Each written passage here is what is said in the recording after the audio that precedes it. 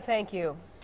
In other police news, one Milwaukee officer is fired, another demoted. Chief Flynn says Officer Eric Worth used equipment to check up on people for personal business and failed to arrest someone who had a warrant out.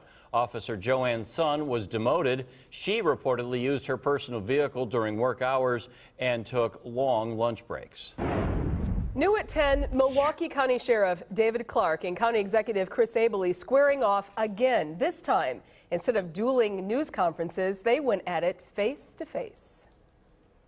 My question is this, and it's for County Executive Abele. Sheriff David Clarke shows up at a listening session on Milwaukee's northwest side to ask questions of Chris Abele. The sheriff is upset that his office isn't getting any money this year from a federal justice assistance grant, money the sheriff normally uses to offset jail costs. Your recommendation to the county board that we will not get $1 means that additional incarceration costs will now go onto the tax levy. I have two questions. The first one is this political, personal, or both? Abele says he had to make choices with the money, and he's using it to fund community prosecutors in the district attorney's office. Frankly, in an ideal world, we all come into a county that doesn't start with $1 billion in long-term debt and a big structural deficit, but we're not in an ideal world. And I'm not complaining. I knew that when we got in. We all have our challenges, and we do what we can.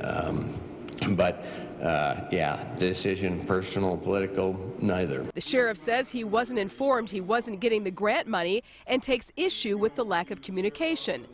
That set off an argument between the sheriff and Abele spokesman Brendan Conway, who says the sheriff was informed. What went on in your meeting on May 17th with Supervisor Borkowski, the head of the committee? So you hadn't lobbied. You're saying you had no say in this. It's hard to lobby somebody. Don't say you were blindsided when you were not blindsided. I was blindsided. How? Explain blindsided. It's hard to lobby when the county executive never gives us a heads up as to what he's going to do. Once it's in ink, like the budget last year, and it's gone to print, it's too late to lobby. I'm not stupid.